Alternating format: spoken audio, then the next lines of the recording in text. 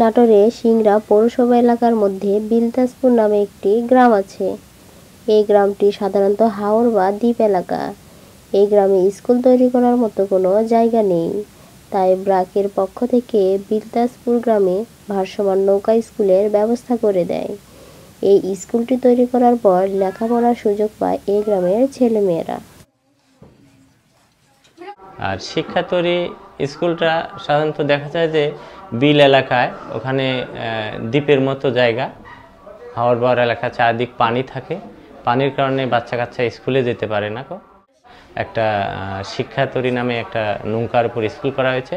সেই নৌকা দিয়ে বিভিন্ন গ্রাম থেকে ছাত্রছাত্রীগুলো সংগ্রহ করে এনে একটা নির্দিষ্ট জায়গাতে নৌকাটা রাখা হয়। সেই নৌকার ভিতরেই একজন আমাদের ব্র্যাক থেকে নিয়োগ দেওয়া আছে শিক্ষিকা, সেই শিক্ষিকায় সেখানে ক্লাস পরিচালনা করেন। আর মাঝে মধ্যে আমরা অফিস থেকে গিয়ে শিক্ষিকাকে সহযোগিতা করি যে কীভাবে স্কুলটা পরিচালনা করতে হবে। নৌকা স্কুল এসে ওই বাচ্চা কাচ্চার খুব সুবিধা হয়েছে, এজন্য এর আর বাবা মাও খুব খুশি যে নৌকা স্কুল পড়ানোর জন্য। আমি এই নৌকার দায়িত্বে আছি। বর্ষা মৌসুমে প্রত্যেকটা ঘাটে ঘাটে বাচ্চাদের উঠাতে হয় এবং উঠায় নিয়ে এসে নির্দিষ্ট একটা স্থানে রাখি।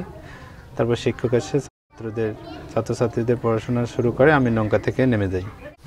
আমাদের স্কুল 8:30টার সময় আসি, 9টার সময় ক্লাস হয়, 1টার সময় ছুটি হয়। স্কুলে এসে আমরা পড়ালেখা করি, গান করি, নাচ করি, ক্লাস করি।